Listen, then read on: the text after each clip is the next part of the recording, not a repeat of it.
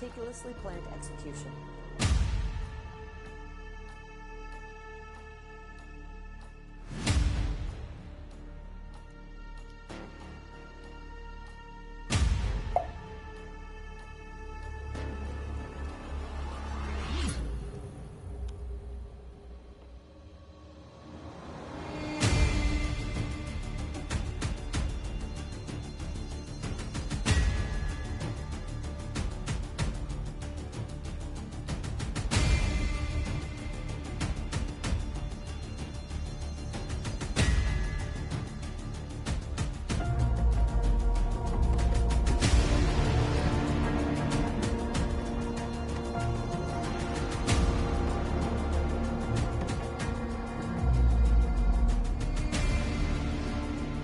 Justice, however delayed, now finds its mark.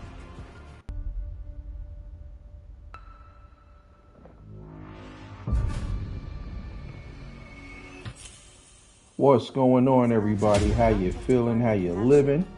You already know who it is. It's your boy Jay, aka Big Daddy Beard, aka your favorite gamer's favorite gamer.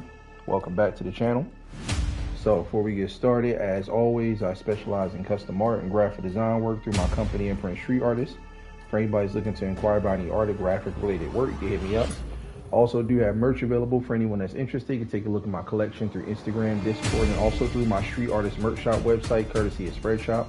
Click the link, shop around. Anything that you guys want to purchase, you can get it printed and shipped out to you. Also, my community tab is open to anybody who wants to promote or advertise their channel or business-related endeavor. Drop your link in the live chat while I'm streaming so I can moderate you and add you to the community. Just as a token of appreciation for all the love and support you guys have been giving me.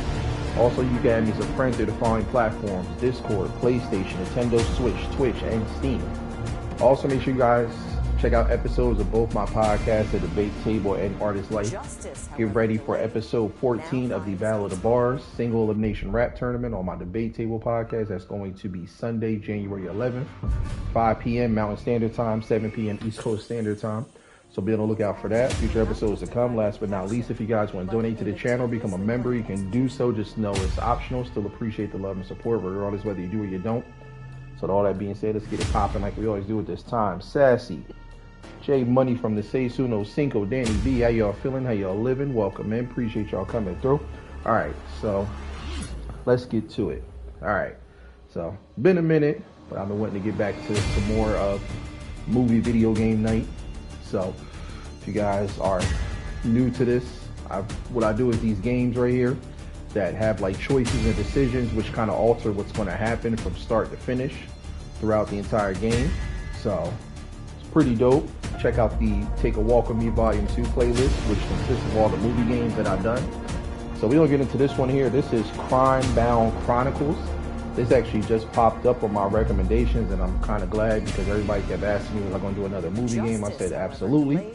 So yeah, let's go ahead and get to it. Hey, real quick, why does this lady remind me of Mariska Hargitay? Oh man, I just had to throw that out there. All right, let's get it popping.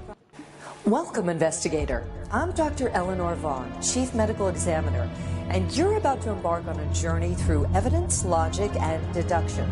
3 cases remain unsolved, and it's up to you to uncover the truth. Each case holds secrets buried beneath lies, deceit, and pain. Choose wisely, because every decision you make will either bring you... Every murder is like the visible tip of an iceberg. The real story lies hidden beneath the details. Elena Marlowe, a journalist's silent scream. The Forest, a witness to secrets and death. Who wanted to silence her? Thomas Blackwood. A murder in the triangle of money, power, and revenge. A banker's death could rewrite millions in accounts. Isabella Romano, a mother's death. A dark plan executed in a silent home beside a sleeping child. Which veil do you lift? So we get to choose. Oh wait. Dahlia, how you feeling? How you living? Welcome in. Appreciate y'all coming through. All right, what do y'all think? Which one should we do? Should we do Kovac, Elena Kovac, Blackwood, Thomas Blackwood, or Romana, Isabella Romana? Which one y'all think we should do? Type a 1 for Elena, a 2 for Thomas, and a 3 for Isabella. I didn't know you get to choose. That's kind of dope. Damn. I ain't gonna lie, just based off that first one, saying like who wanted to silence her, I'm kind of leaning to 1. I don't know about y'all, but y'all let me know what y'all think. Which one? 1, 2, or 3? And again, keep in mind, this is one of those interactive ones, so all you got to do is just type in, you know, the number or, you know, whatever the question is, and then we go from there. You said 1? Okay. All right, let's go with 1. YT, bro, man, how you feeling? How you living? Welcome, man. Appreciate you coming through. All right, you said 1 as well. All right, let's go for 1. The lifeless body of investigative journalist Elena Marlowe was found abandoned on a deserted forest path by morning joggers at exactly 6:43. What started as a routine morning quickly turned into a horrific scene. Initial crime scene analysis reveals that the victim suffered multiple stab wounds. There are obvious drag marks in the forest soil and signs that the body was moved after the autopsy. The victim's press credentials indicate that she worked for the European Chronicle. Strangely, her name was not found on the final investigation notes or listed at the scene, raising questions about whether key details were overlooked or deliberately erased. The coroner's estimate of the time of death put the murder at some point the previous night between 10 p.m. and 1 a.m. Rain had washed away much of the trace evidence, making it difficult for investigators to identify footprints. Officers found evidence in Elena's apartment, including her laptop containing deleted files linked to controversial real estate investigations. Phone records analysis shows multiple calls to an unlisted number in the 48 hours preceding her death. The final call lasted precisely 12 minutes and ended at 9:47 p.m., potentially her last communication before the murder. The murder weapon, a knife, was recovered from the scene stained with blood, indicating that the body had been dragged approximately 50 feet through dense forest, demonstrating not only the physical strength of the killer, but also a calculated effort to stage the crime. Toxicology reports have been reviewed by the police team. They detect only caffeine and a mild anxiety medication in Elena's system. Surveillance footage shows a dark-colored SUV entering the forest access road at 11:15 a.m. and leaving at 12:20 a.m. 3 primary suspects emerge: Marcus Reinhardt, a prominent developer, Sarah Jensen, a rival journalist, and Victor Petrov, a local. We have 3 different paths to start our investigation, and each one could change how we understand the case. Our decision now is crucial. Now, the first option is to look into the police intelligence reports. I think Victor did it. This might help us uncover suspects, motives, or hidden patterns. The second option is to focus on the forensic I don't even care evidence. if he's innocent. His name just sounds guilty. A closer examination could reveal how the events unfolded through physical clues. The third path is to examine the victim's recent writings. This might give us insight into their state of mind, relationships, or possible threats. All right, so who should we interview first? Marcus Reinhardt, Victor Petrov, or Sarah Jenkins? Type in your answer. 1 for Marcus, 2 for Victor, or 3 for Sarah.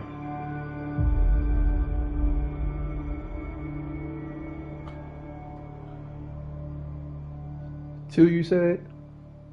I say 2 as well. I don't know why. You said 3? All right. We kind of got a split decision. Tell you what, let's do 3, then we'll do 2. I still stand by what I said. I think it's Victor. Elena's notes contain repeated references to the initials, quote, S.J., quote, alongside information about a rival newspaper. The proximity of these notations suggests a professional connection that warrants deeper investigation. Draft articles discovered on Elena's devices expose her journalistic misconduct at rival publications. These unpublished works point to professional conflicts that may have led to retaliation. Email records show threatening messages sent to Elena from anonymous accounts. Linguistic analysis of these communications suggests jealousy and personal animosity from someone familiar with journalistic practices. Elena's calendar marked a meeting with Sarah J., scheduled for the night of the murder. The timing of this appointment creates a direct link between the rival journalist and Elena's final hours, raising significant questions. Always somebody jealous. Of anonymous calls to Elena matches Sarah Jensen's speech patterns, establishing a strong link between the rival journalist and the threatening communications prior to the murder. Okay. So it's just giving us some more backstory and insight. Okay. All right, let's do Vic. Enhanced blood spatter analysis indicates the assailant was right-handed and approximately 5'11" SAR, -6, 1 inch tall. The precision of the wounds suggests someone with physical strength and weapons. Soil samples from the scuff marks contain traces of industrial fertilizers, unusual for the forest area, suggesting the killer may have tracked them in from another location. Fiber analysis identifies synthetic materials, consistent with high-end outdoor camping equipment. These specialized fibers suggest the perpetrator may have connections to wilderness activities or environmental. Partial fingerprints from Elena's press badge match records in the environmental activist database.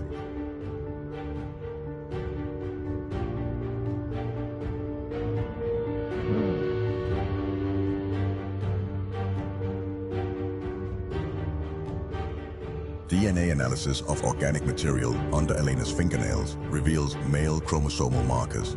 This crucial evidence confirms a physical struggle occurred, and the victim managed to collect biological evidence from her attacker, offering a vital lead in identifying the perpetrator. The microscopic bits of wood in Elena's clothes match a particular type of timber used in eco-friendly construction. All right, so clearly it was a guy that had to do that. Somebody with some superhero type strength.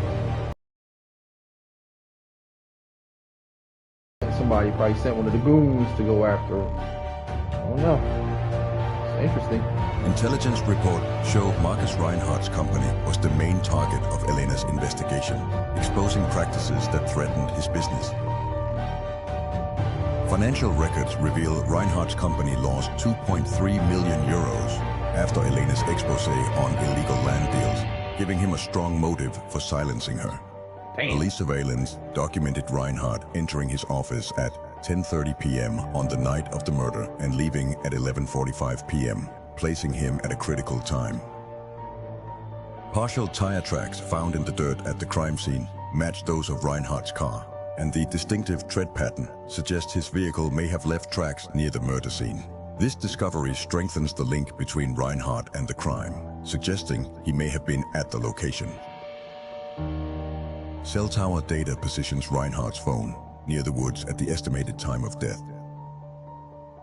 Background check reveals previous assault charges dropped under suspicious circumstances, raising further questions about Reinhardt's past and possible connections to violent behavior. So Ryan basically said that snitches get stitches. So he on that type of time. All right. An anonymous tip gives specific details about the knife that matched the wounds, suggesting inside knowledge or possible involvement in the crime.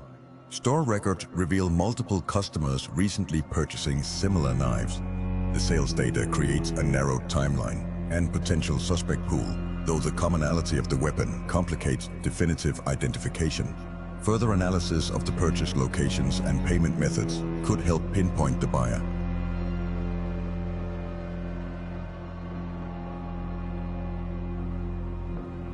CCTV footage from the store captures a buyer engaging in suspicious behavior. Their attempts to hide their identity and pay in cash suggest premeditation, indicating they were aware of potential investigation methods and tried to avoid being traced. Forensic analysis confirms the knife matches Elena's wounds, with distinctive serrations linking it to the camp store's items. The knife's sharpness and deliberate force suggest a recent purchase and intentional harm. indicating the killer's clear intent. This evidence strengthens the case against the suspect, pointing to a calculated and premeditated attack.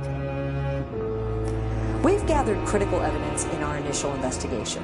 Now we must pursue the most promising lead with determination. Each potential suspect represents a complex web of motivations and opportunities. Select our final investigative target. Focused investigation on Marcus Reinhardt. Follow Victor Petrov lead. Investigate Sarah Jensen. All right, what do y'all think? What should we do first? 1, focus on Marcus Reinhardt. 2, follow Victor Petrov's lead. Or 3, investigate Sarah Jensen.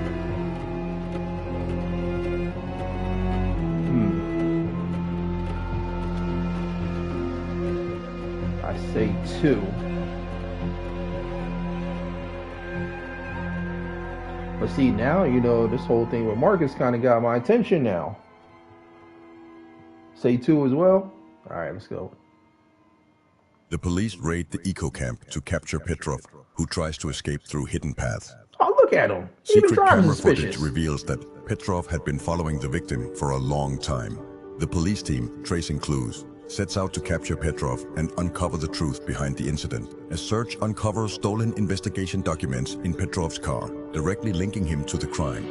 The documents reveal sensitive information, strengthening the case against him and pointing to his involvement in silencing the journalist. It's like one of those serial killers that you see in all the Netflix the night series. Of the incident is scrutinized, revealing contradictions, leading to his arrest for further interrogation. A hidden weapon is found among Petrov's camping gear. Fingerprints and ballistic analysis provide new clues that may change the investigation. That gun is fresh too. You can tell he just bought that. He spent hard-earned money on that one. All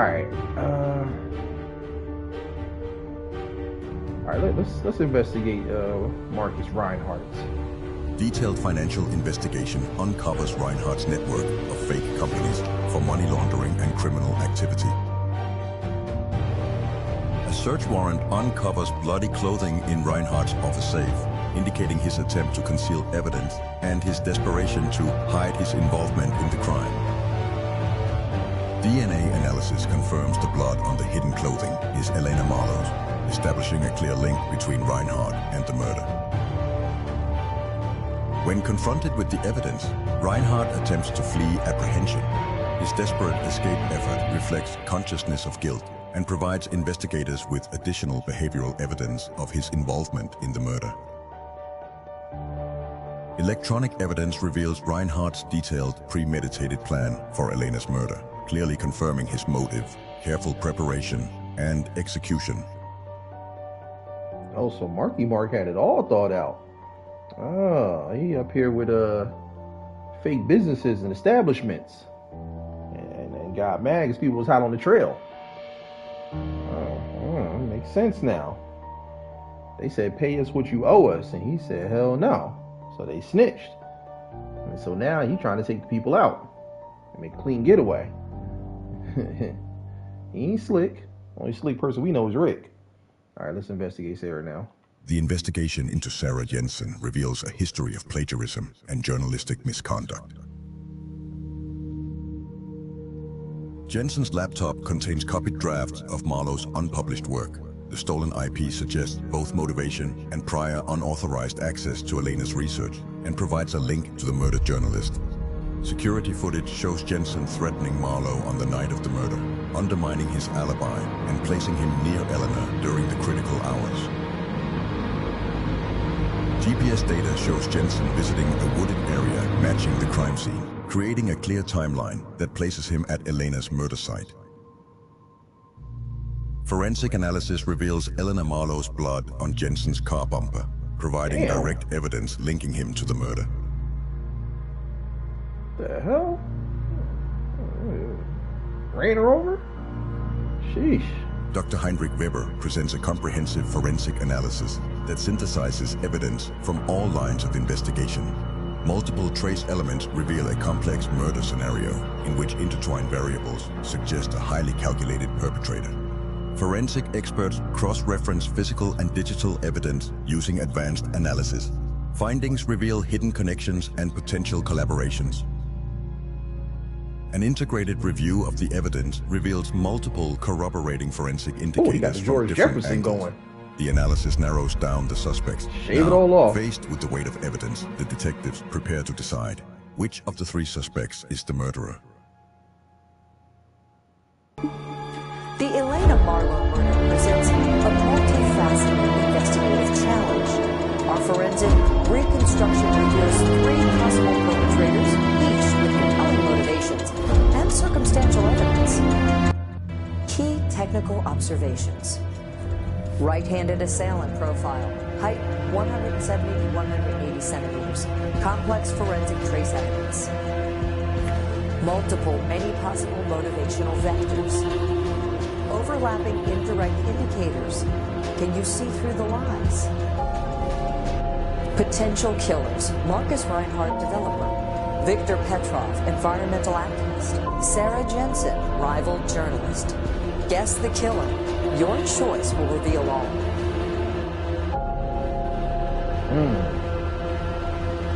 All right, who y'all think? 1 for Marcus Reinhardt, 2 for Sarah Jensen, 3 for Victor Petrov.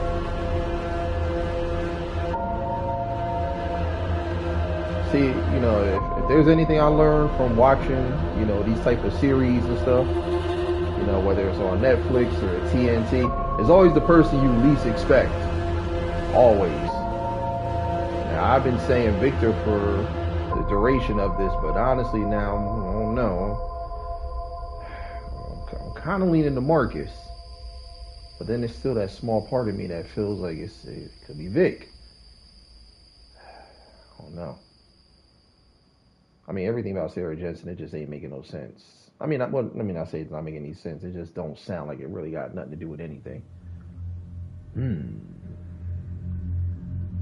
Decisions. What do y'all think? Again, 1 for Marcus Reinhardt, 2 for Sarah Jensen, 3 for Victor Petrov.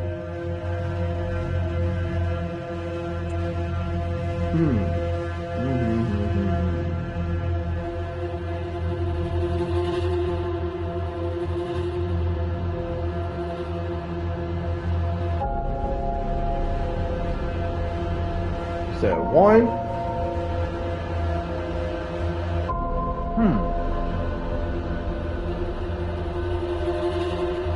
I'm still kind of leaning to Vic. I'm torn between these two. Torn between Vic and Marcus.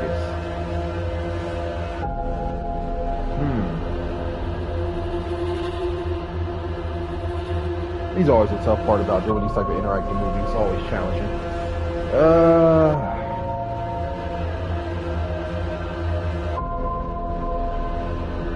Let's go with Marcus.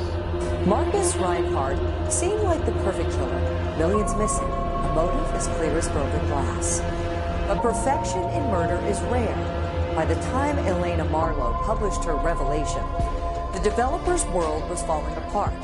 $2.3 million was gone, along with the investigation report, and Reinhardt's reputation was in tatters.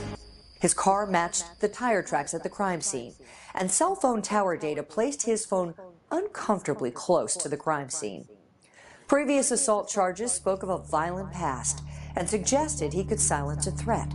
Financial ruin provided a crystal clear motivation. Oh, T. Sarah, how you feeling? How you to living? destroy Welcome in. everything Appreciate he you had coming built. through. Yet, something was wrong. The evidence was neatly arranged, like a staged performance. A sophisticated developer would not risk everything for such a watchable murder.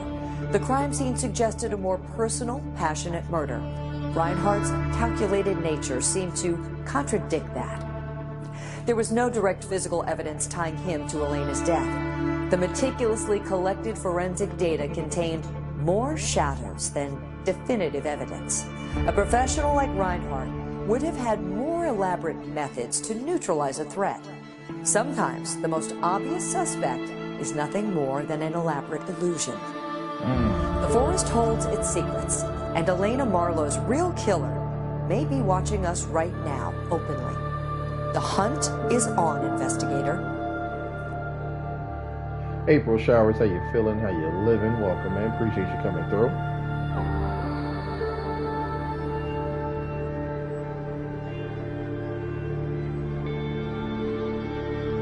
So are they implying that it wasn't Marcus? All right. On to the next one. See, that's what I was saying. Like,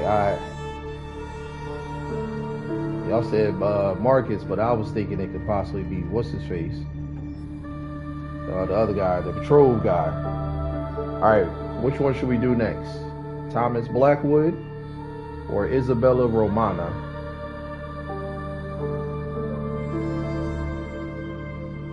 Man, the way Isabella look in this picture, she was already going through it before she got off.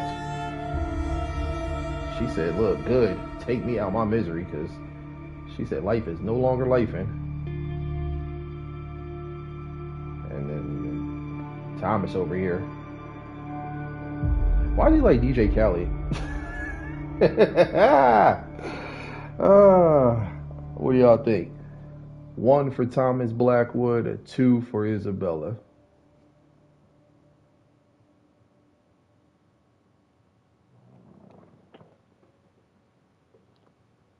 2, you said?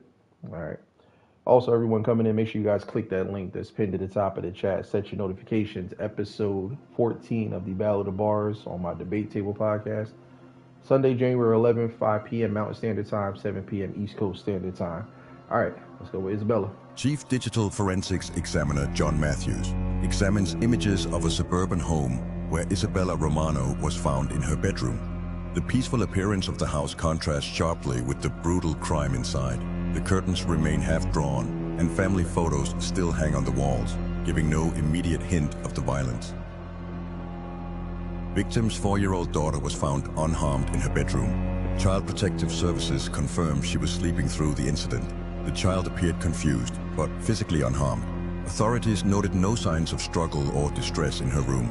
She was later placed under protective care, pending the investigation. No signs of forced entry at any access points.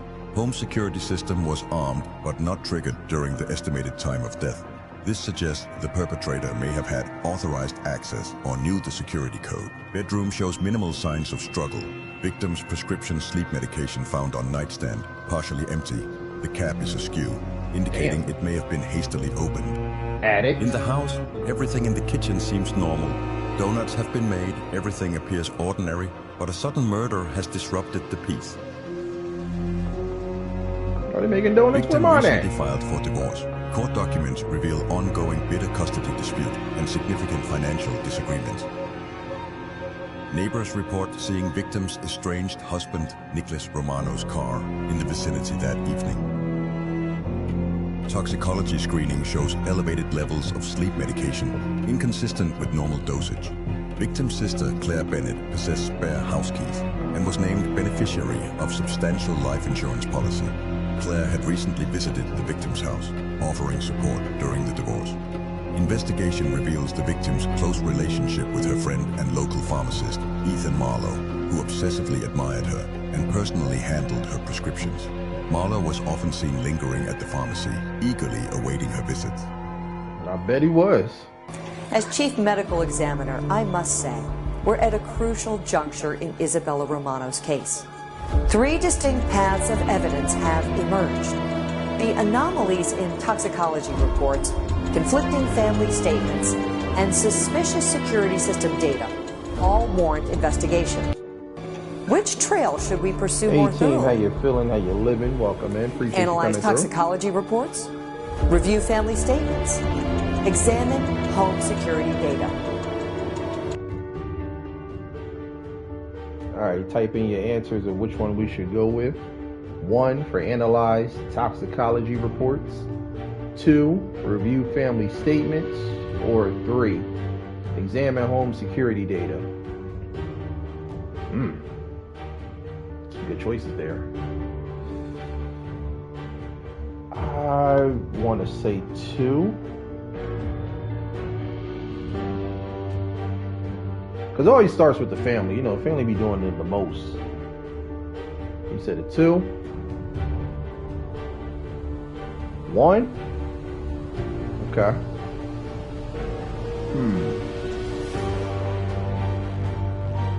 Analyze the reports. Yeah, you know, yeah, why not? Let's do that. Detailed toxicology reveals multiple pharmaceutical compounds in victim's system. Prescription records show unusual refill patterns. Lab analysis shows medication was tampered with, concentration altered. This suggests Marlowe's pharmacy records revealed discrepancies in inventory. Several prescriptions were listed as filled, yet the medication was unaccounted for. A broken porcelain bowl was found on the kitchen counter. The pieces were scattered irregularly, as if they had been pushed forcefully rather than dropped. Dark stains that appeared to have been wiped were noticed among the fragments. The odd placement of the pieces suggests a struggle may have occurred in the kitchen.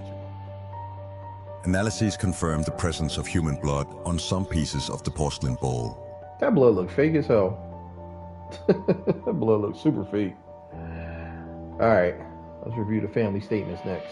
2 separate police teams questioned Nicholas Romano at different times. The first team thoroughly examined the tension in the divorce process and the disputes over child custody. Romano argued that the disputes were normal. He claimed that the situation was stressful, but that it hadn't escalated to violence. Despite his calm demeanor, he appeared to become more defensive as the questions dug deeper into his personal life. The second police team identified contradictions in Nicholas Romano's account for the night of the incident. In his first statement, he said he was at home all night, but in his second interrogation, he stated that he went out but couldn't remember the time. This sudden shift in his story raised suspicions, especially since he had initially been adamant about being home. When asked for details about where he had gone, it became difficult for investigators to verify his whereabouts. When police presented witness statements about violent arguments Romano had with his wife in recent weeks, Romano became angry and said these claims were exaggerated. However, a neighbor confirmed hearing shouting from the house a few days earlier. During questioning, police revealed that Romano's cell phone location data didn't match his statement. While he claimed to be home all night, his phone had moved near the victim's house at the estimated time of death.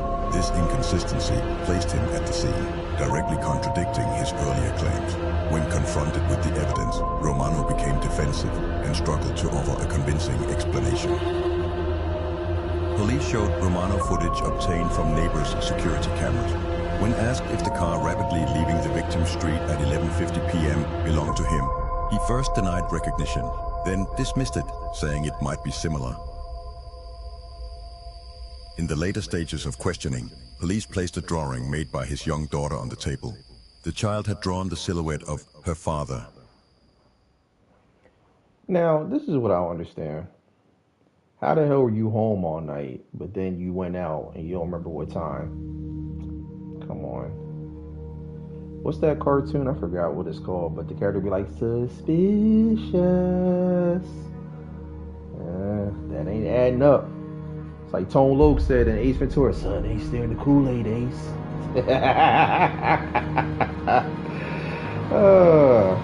Have they not heard the saying, the truth will set you free? What will a lie do? Alright, let's examine his home security now. Security records show the system was deactivated at 10:45 p.m. with a valid code. However, this code was only known to maintenance worker Lucas Reed. An unexpected access was detected in the system on the day of the incident. Lucas Reed's fingerprint was found on a device in the back panel of the security system. The team believes the device wasn't recorded and that Reed used the day for unauthorized access. Lucas Reed's background reveals multiple theft cases and files related to missing items, indicating he was in financial difficulty. His attempts to access Isabella's bank accounts suggest possible financial motivations. Lucas Reed's internet history in the past few weeks contained searches related to insurance fraud. This is notable during a period when the victim had taken out a large insurance policy. Investigators are now examining the possibility that Reed planned to exploit the victim's policy for gain. Reed was seen wandering a nearby neighborhood on the day of the incident, and recognized by neighbors. Security camera footage shows Reed near Isabella's house the day before the incident, acting suspiciously.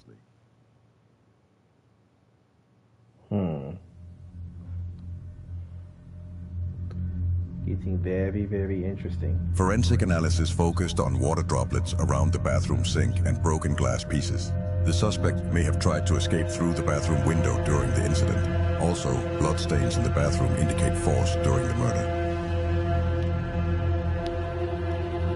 The debris in the bathroom shows cut marks on the victim's hand, indicating that the attacker continued to harm the victim's body, even when the attacker was vulnerable.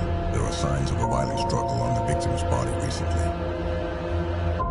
In the forensic analysis of the bathroom, no traces of toxic substances were found, but microscopic wounds on the victim's body indicate a planned attack. Additionally, fibers on the rug show the victim screamed before being killed. New evidence examination in the bathroom reveals that the incident was deliberately prepared.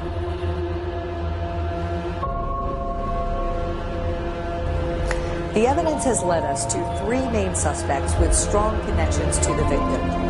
Ethan Marlowe's suspicious medication behavior, Nicholas Romano's inconsistent alibi, and Lucas Reed's history of tampering with the security system. Each paints this tragedy differently. According to our forensic findings, which suspect should we focus on immediately? Investigate the Ethan Marlowe connection. Focus on Nicholas Romano. Follow Lucas Reed's trail.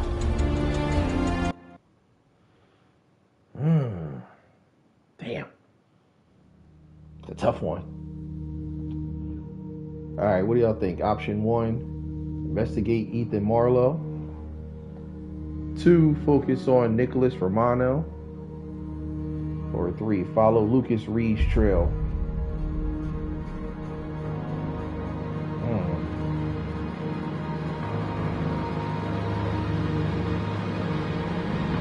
It's a tough one. I don't know.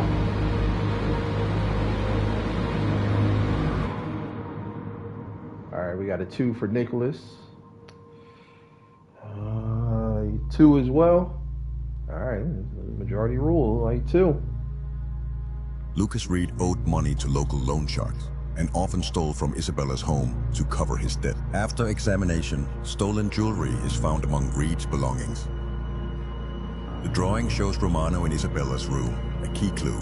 Romano's fingerprints are found on Isabella's medication bottle, despite his claim that he hadn't been. A neighbor's security camera shows Romano's car near Isabella's house at the time of death.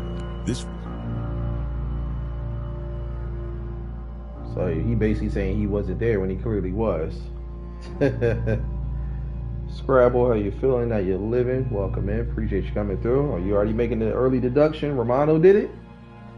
Well, we will see. All right, let's investigate Ethan Marlowe. Ethan Marlowe is subjected to intense pressure in the interrogation room. Marlowe's private records reveal he obsessively detailed Isabella's medication schedule and daily activities. During questioning, these records are clearly visible on the table. Marlowe struggles to deny the records and becomes visibly uncomfortable as investigators confront him with the damning evidence. Laboratory results confirm that Marlowe altered the dosage of Isabella's medications. Initially resistant to confessing during questioning, Marlowe is forced to face the results. Panic appears in his eyes as the weight of the evidence becomes undeniable. He hesitates, visibly breaking down under the pressure.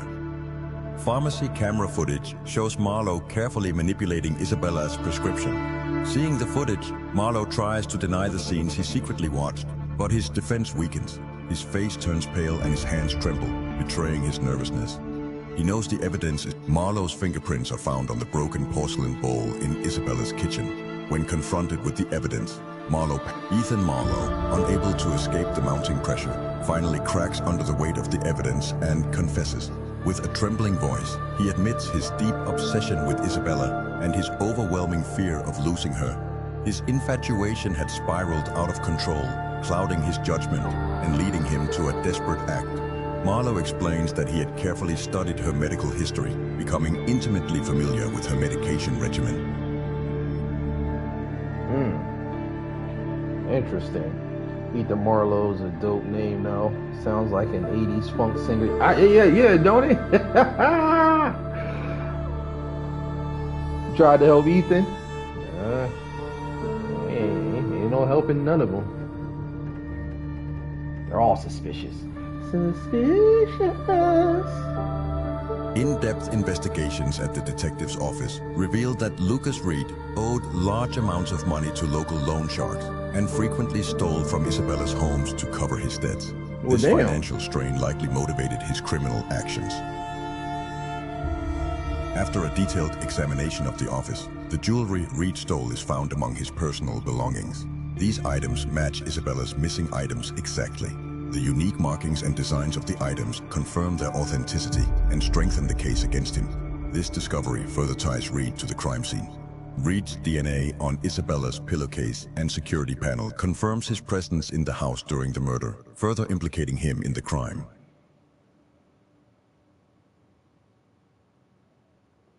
Chemical analysis of Reed's equipment finds traces of the drugs that killed Isabella, which are linked to Reed's presence in the house. Lucas Reed confesses to detectives that when Isabella woke up while he was stealing, he panicked and forced her to take her medication to calm her down. However, the situation got out of control and ultimately led to Isabella's death. That's wild. Yeah, the music got all dark and eerie. You said, who stole your socks? Probably Ethan Marlowe. Cree, how you feeling? How you living? Welcome in. Appreciate you coming through. Let's proceed. The detective carefully reads the final toxicology report in the office. The report reveals that the compounds detected in Isabella's blood were a complex mixture requiring professional expertise. All the toxic compounds came from different sources, and this mixture was not a simple poisoning or accidental drug interaction. Dr. Vaughn's analysis highlights key connections to Isabella's death. Ethan Marlowe's obsessive behavior and close relationship with the victim make him a strong suspect. Claire Bennett, Isabella's life insurance beneficiary, raises suspicions of financial motive. Nicholas Romano's divorce and contradictory statements suggest his possible.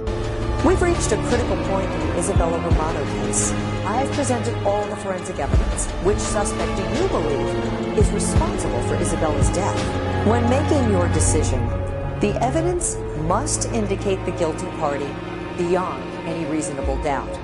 Ethan Marlowe, Nicholas Romano, Lucas Reed. I'm chilling. We playing this movie game right now. It's kind of like a detective-based interactive movie game. You know, trying to figure out, you know, who the killers are of all three of these deaths. All right, so who y'all think? You said beyond any feasible doubt.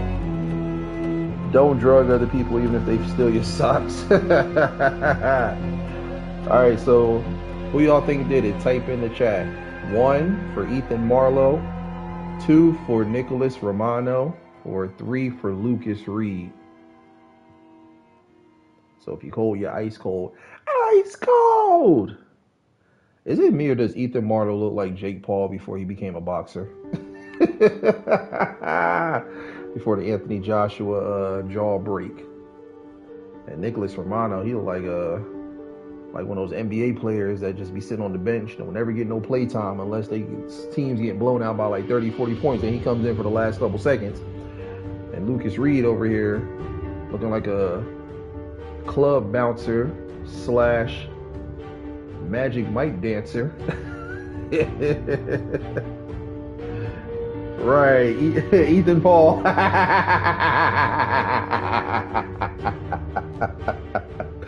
That's a good one. That's a good one. All right, so who y'all think? I know some of y'all are still kind of coming in late and stuff, so who you think? 1 for Ethan, 2 for Nicholas, 3 for Lucas. He said he looks like the pizza guy. He like he could be like Papa John's delivery guy.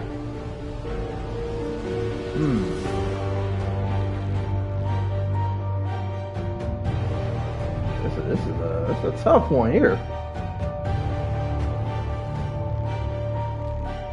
Wait, they were talking about Ethan. I don't know. He kind of got my vote.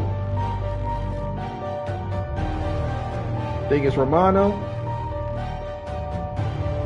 I think so too, because a lot of times, you know, those husbands, when they divorce, they get jealous, they don't know how to act, start coming out of character, really start showing they, you know what. You always fear what you don't know, exactly. Like the saying goes, people fear what they don't understand. All right, so you said Romano. Let's see.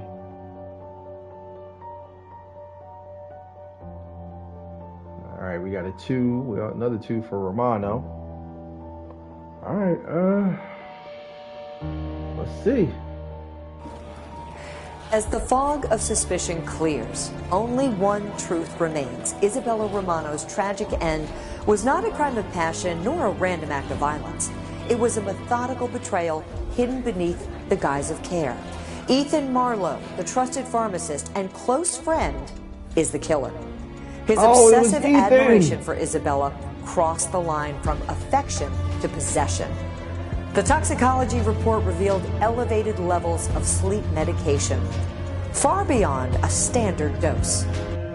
Prescription records exposed a pattern of unauthorized refills, and the altered concentration pointed to deliberate tampering. Ethan's access and knowledge made him the perfect architect of this silent death. His intent was clear, to ensure Isabella never escaped his control, not even in death. But why not Nicholas Romano, the estranged husband? His motives seemed plausible. Financial disputes, custody battles, and witness sightings placed him near the scene.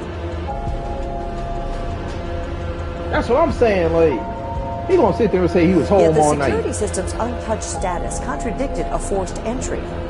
Phone records and inconsistencies in his alibi were enough to cloud judgment, but insufficient to prove guilt. Nicholas's flaws were many, but premeditated murder is not among them. Your buddy's name's Ethan. I won't let him ruin our golf match. Oh man, it was Ethan Paul. I really thought it was the estranged husband, because I'm just like, you know.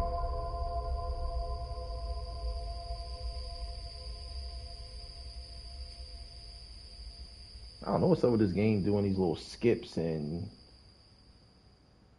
it's acting so weird. They be cutting off like halfway through the thing. It's funny. Why is it doing that?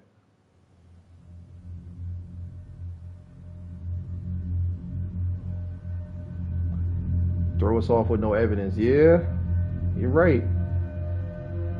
Right about that. They did a good job with that one. I really thought it was the husband.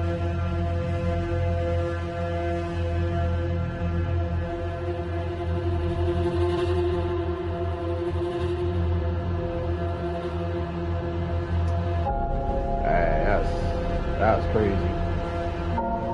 And I started to say Ethan too. I started to.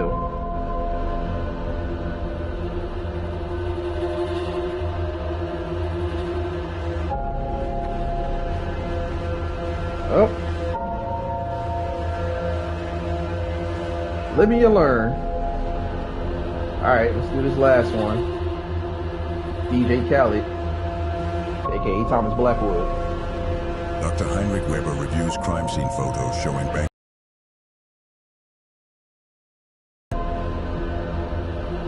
Dr. Heinrich Weber reviews crime scene photographs from the Premier Plaza office complex, where the body of international investment banker Thomas Blackwood was discovered in a basement storage room. The victim was found in a prone position, showing multiple blunt force trauma to the head. Evidence suggests the attack took place in his office, and the body was later transported to the storage room. Initial examination reveals several defensive wounds to the victim's hands, indicating a desperate struggle before death. The victim's watch, which was shattered during the attack, stopped at exactly 21:42, probably due to the force of the impact. The office shows clear signs of a violent struggle. with overturned furniture, Say you're shattered sorry, glass, call Ethan and a boob. blood-spatter He's not patterns, real. all Even pointing to comic multiple characters deserve impacts. better These nicknames than signs boob. suggest the He's the victim fought killer. back Hell fiercely, no. trying to defend himself before succumbing to repeated The strikes. ultimate boob. Building security logs show the victim's keycard was last used at 1930, marking his last known movement in the building.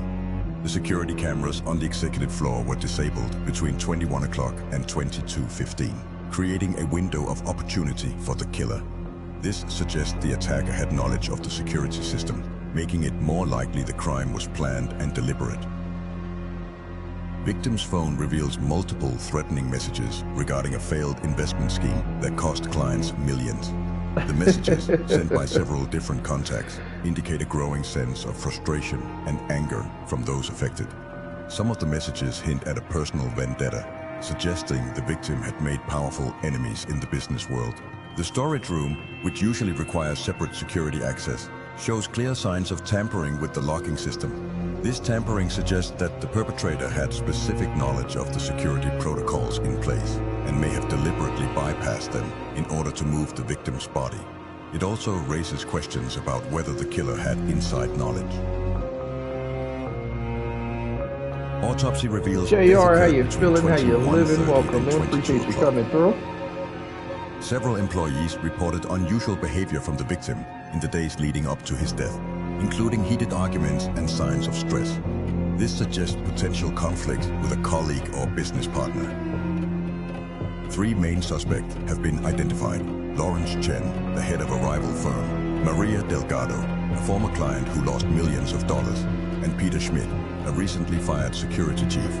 Each had a motive that raised questions about their involvement in the murder. Investigators are investigating their possible connections to the crime. As chief medical examiner, I find myself confronted with a fascinating convergence of Salute, forensic salute. evidence. The brutality of this crime presents us with distinct investigative pathways, each offering unique insights into the perpetrator's methodology and psychology. Now, choose our primary focus. Review building security logs, technical analysis of access patterns. Examine autopsy findings, detailed forensic pathology. Investigate financial records. Follow the money trail. All right. Appreciate that. Appreciate it. You said it was Peter Schrin? All right. What do y'all think? Option 1, review building security logs. Option 2, examine autopsy findings. Autopsy findings. I said autopsy. Or 3, investigate financial records. Oh my God. Can't read today. He said the ultimate boob made my day. Oh yeah. Hey, you know what's funny? Y'all ever see that movie, Ready to Rumble, the wrestling movie? Every time I hear the word boob, I always think about the convenience store owner. When he was clowning, what's his face? Damn, what's homeboy's name? I see his face from the Scream movie. Damn. Oh, what's his face? What's his face? What's his face? What's his name? What's his name? Oh, damn it. I can't even think of his name right now. But when they were arguing in the store, he's like, "What do you want, boob?" He's like, "Purple sugar slush, king size. It'd be $1.26, $1.25. That's all I got. It's not good enough, boob. You little Jimmy the King boob." Classic movie right there. You guys haven't seen that. All right, what do y'all think? 1, review building security logs. 2, examine autopsy findings. 3, investigate financial records. Damn, I see his damn face and I can't think of his name, but well, yeah. Oh, you never seen it? Yeah, look it up. It's called Ready to Rumble. Funny as hell, especially if you're a wrestling fan. Look it up, you guys will like that one.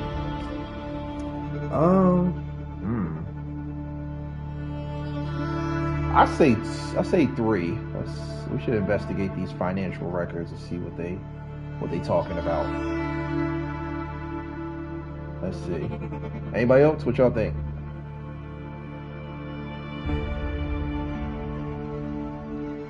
Let's see. 3. All right, let's go with 3. Financial records reveal significant fund transfers to offshore accounts, pointing to potential money laundering activities. These transfers, traced back to Lawrence Chen's firm, suggest he may have been involved in illicit financial schemes. Damn, they tore everything apart. Investigators are now focusing on these irregularities as a possible motive for the murder.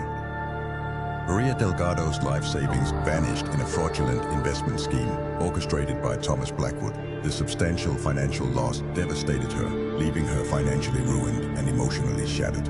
Evidence shows Delgado had confronted Blackwood multiple times about her lost funds, growing increasingly desperate and angry. This financial betrayal provides a strong motive for revenge, making her a key suspect in the investigation. Evidence from Blackwood's personal files reveals he had been blackmailing multiple clients, including Maria Delgado. He used threats of exposing their financial missteps to force compliance. The discovery of these extortionate on the night of the murder, Delgado's phone GPS data placed him near the building, raising suspicions of his involvement. Although security cameras failed to capture him directly, this absence could mean that he didn't enter the building himself. Instead, it suggests that Delgado may have organized the crime by instructing someone else to carry out the act on his behalf. Security footage confirms Delgado did not enter the building herself. Instead, a person acting on her behalf, likely an assistant, was seen entering in business attire. This raises the question, was this person following Delgado's orders or involved in the events that night? After the victim's death, threatening letters sent from Delgado's account were revealed, confirming that Delgado was directly responsible for the ominous threats. That was a lot. It's an awful lot. Now, here's my question. How come in every single show like CSI and Law and Order and any other show, why is it that every time they always wear like a sharp three-piece suit? That old dude with the gray hair and stuff like that, he had the suit. He was rocking the suit. My man had them damn John Shaft bell bottoms on. They were all brown. Like, come on, man. Like, look, you gonna wear a three-piece suit, you got to make sure the shoes match. Can't be wearing a different color pair of shoes and they don't match the suit. Come on now, get it together. You showed up to crime scenes, you gotta look fly and flashy at all times. Cali Life Jennings, how you feeling? How you living? Welcome, man. Appreciate you coming through. I'm just saying. That's all I'm saying. I ain't about to wear no all black three-piece suit and pull up there with some red shoes. What we doing? What's happening? Chilling, man. We playing this interactive movie game.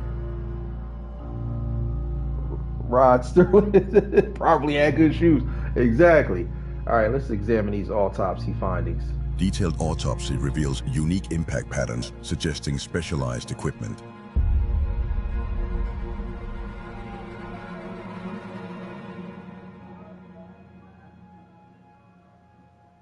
Trace evidence includes high-end carpet fibers from the rival firm's office building, indicating Schmidt may have been at the scene before the murder occurred. The fibers, which matched those found on his clothes. The bruising marks on the victim suggest controlled and precise force. The specific placement and depth of the bruises suggest that the attacker used a well-practiced technique, likely targeting vulnerable areas of the body. DNA found under the victim's fingernails matched a profile linking to the attacker. The time of death closely matches Lawrence Chen's known training schedule. This coincidence raises questions about where he was in the critical window for the murder. Given that Chen had a disciplined routine and that the murder occurred during his regular training session, this timing suggests a possible connection. The victim's defensive wounds suggest the attacker was left-handed, as the strikes appear to come from a dominant left hand.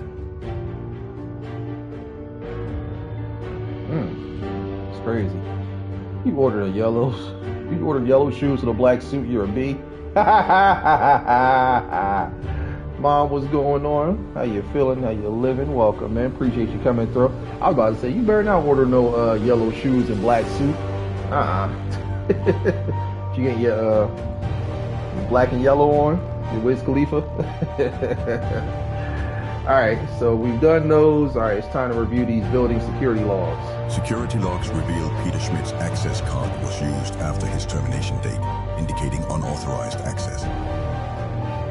Camera footage shows Schmidt arguing with victim 2 days before murder. Building maintenance records indicate Schmidt knew blind spots in security system. Schmidt's personal keycard accessed multiple restricted areas night of murder. The security office is plunged into darkness as cameras go offline. Schmidt launches a swift raid, moving with precision through the space. Evidence shows Schmidt tampered with backup security systems, disabling key cameras and alarm triggers.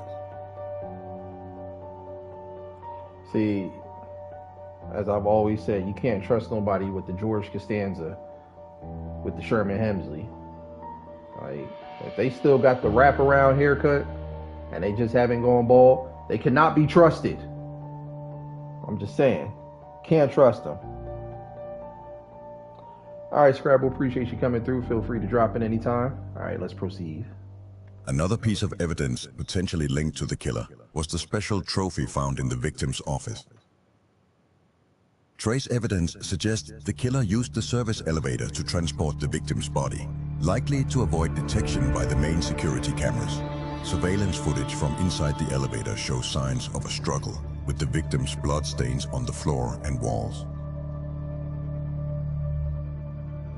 Partial fingerprints recovered from the trophy base reveal a potential link to the perpetrator, suggesting they may have touched it during or after the crime. When the body was moved to the storage room, most of the drag marks in the elevator were cleaned. Could the building's janitorial staff have been involved in this? Our initial investigation has yielded compelling evidence, colleagues. The forensic narrative is taking shape, but crucial pieces remain elusive. The blood spatter patterns tell a story of rage, yet the precision of the body's relocation suggests methodical planning. Select our final investigative focus. Focus on Peter Schmidt's security access, technical expertise analysis. Investigate Lawrence Chen's connections, physical combat expertise evaluation. Pursue Maria Delgado lead, financial motivation assessment. You said give George a break, gotta some rock the Costanza. Hey, look, listen, I rock with George, but when the hair is going, you gotta let it go. You gotta do like Elsa from Frozen. Gotta let it go. Let it go. You know, it's a sign of the times. Just go bald. Ain't nothing wrong with it. All right, what do y'all think? 1, focus on Peter Schmidt's security access. 2, investigate Lawrence Chen's connections. 3, pursue Maria Delgado lead. What do y'all think? 1, 2, or 3? I say 1 because I want to know how the hell Peter's key card is still working and he got terminated. Inquiring minds want to know, how's he still getting access? Who let him in? Or who kept his card active? That's the bigger question. So 1? Alright, 1 it is. The investigation reveals that Schmidt deliberately falsified his security credentials, granting himself unauthorized access to restricted areas of the building. This calculated move allowed him to bypass standard protocols and avoid detection, further implicating him in the premeditated nature of the crime. His actions suggest prior knowledge of the building's vulnerabilities. Schmidt's locker contains the victim's missing personal items. This discovery directly links him to the crime scene. Evidence of premeditated security system tampering. Investigators believe the plan was set in motion days before the murder. Schmidt's phone contains detailed messages and notes outlining the victim's daily routine, including meeting schedules, meal times, and regular routes through the building. This level of surveillance suggests that Schmidt had been closely monitoring the victim for a long time, carefully planning his movements. The discovery of this information further strengthens the case against Schmidt, revealing his calculated and methodical approach to crime. Blood found on Schmidt's hand immediately raises suspicions, suggesting his direct involvement in the violent confrontation.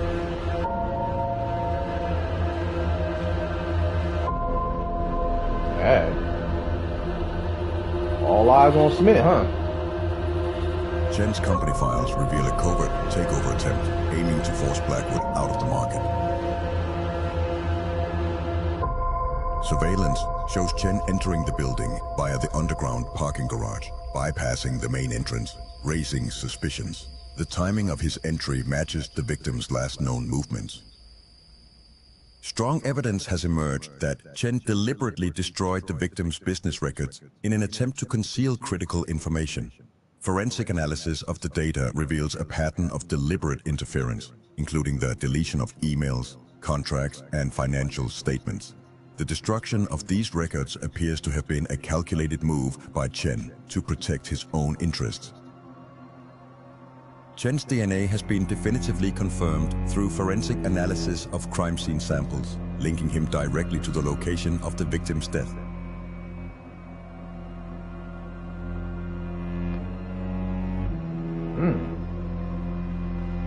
Delgado's financial records show significant losses due to failed investments and mounting debts. Stolen files could provide significant leverage to allow the victim to collaborate with business partners and enemies. Delgado could manipulate key players using sensitive information. Building cameras revealed Delgado entering the executive floor without authorization, and the timing of his presence aligns with key events surrounding the murder. Surveillance footage shows him entering the area at a critical window when the victim was likely still alive. Several important pieces of evidence were uncovered in Delgado's car trunk, including items that appeared to have a direct connection to the crime scene. The findings included personal items belonging to the victim and tools that could have been used in the murder.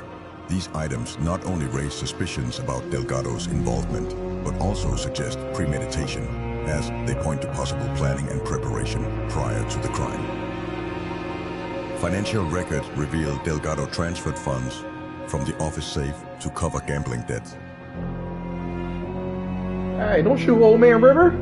He ain't do nothing. Delgado faces certain prosecution for theft, but Detective Park's suspicions deepen as evidence connects him to the crime scene. Damn. There's a lot going on right there. Dr. Vaughn's detailed analysis shows the killer was skilled, yet emotionally involved in the brutal and personal attack. The forensic team's analysis of trace evidence and biochemical markers creates a timeline of events. The final forensic review combines detailed physical evidence with behavioral analysis. Dr. Vaughn's team will examine the various elements of the crime scene, including wound patterns, to uncover whether the actions of the perpetrator suggest a personal connection to the victim. This connection may reveal motives rooted in emotions or personal grievances, which go beyond the apparent financial or professional factors. Fellow investigator, the Thomas Hold up, did his eyes just blink? presents us with one of the most intriguing forensic puzzles. His eyes moved. Our I know I ain't extensive bugging. analysis has led us to 3 potential perpetrators, each with compelling Let me find out he's evidence still both alive for and faking it. and against their guilt. The physical evidence tells multiple stories: precise blunt force trauma patterns, sophisticated security breaches, and a complex web of financial motives. But as any experienced forensic investigator knows, the truth often hides in the details we least expect. Key technical observations: blunt force trauma indicating both range and precision, complex security system interference, blood spatter pattern suggesting close-range attack, evidence of premeditated planning, crucial timing of events between 2130 and 2200. Looking at our suspects: Peter Schmidt, former security chief access, knowledge, and a vendetta; Lawrence Chen, rival executive physical capability and corporate motive; Maria Delgado, defrauded client, financial ruin, and personal vengeance. The evidence before us tells a story, investigator. One of these 3 individuals committed this murder. The forensic evidence makes that certain. But which one truly fits all the pieces of our puzzle?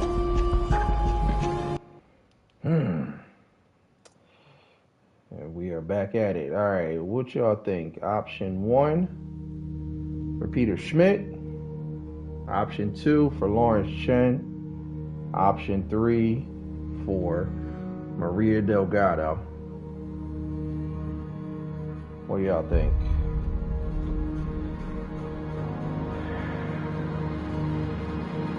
I don't know. Something about Lawrence Chen don't really kind of scratching him off the list. He don't like killer type Peter Schmidt, though, I feel like all eyes are pointing at him. Maria, she don't strike me as a killer. She looks more like the type that gets somebody to do the job for her. Same thing with Lawrence. He kind of like, those two, they got that handle my dirty work type of look. So, what do y'all think? All right, we got a 1 for Schmidt. Man, I don't want to get this wrong because we 0 for 2 so far.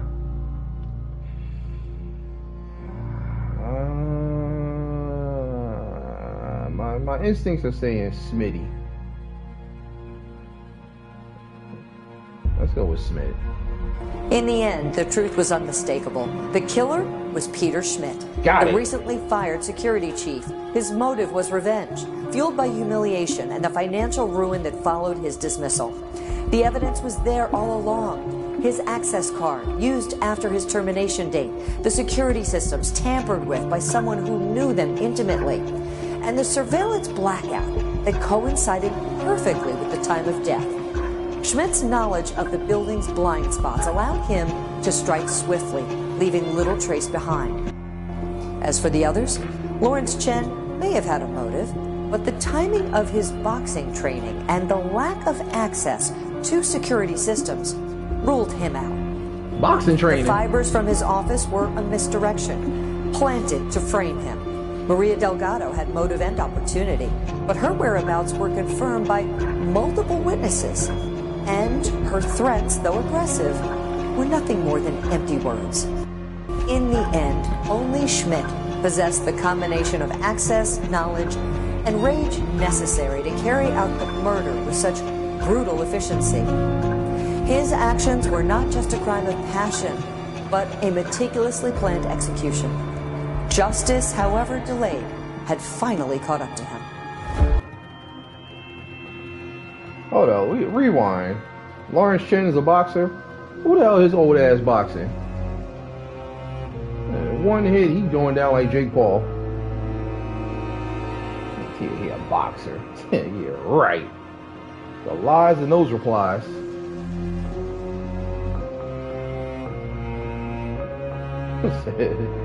That is boxing training. It's CBS. It can't be serious.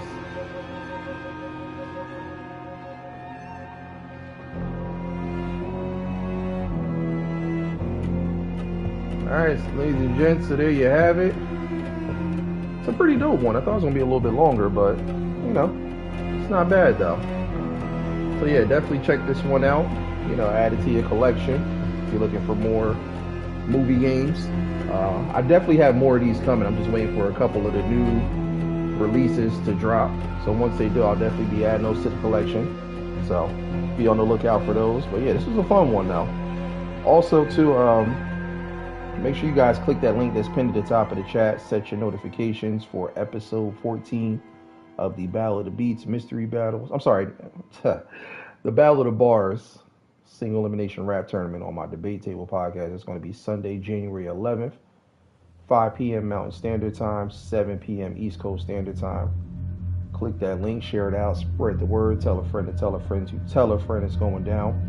And also click this link if you guys want to check out episode 10 of the Battle of the Beats Mystery Battles. Here's the replay link for that. Enjoy that one. Again, appreciate all the continuous love and support. Big shout out to each and every one of y'all. Make sure you guys like, comment, subscribe. Most importantly, hit that notification bell. Anytime I go live, come through, kick your feet up, relax. My home is your home. You already know what it is. And remember the 4 beautiful things that make this world go round. Peace, love, positivity, and prosperity always. So till next time, ladies and gents, it's your boy signing off. Much love. Peace. And I'm gone.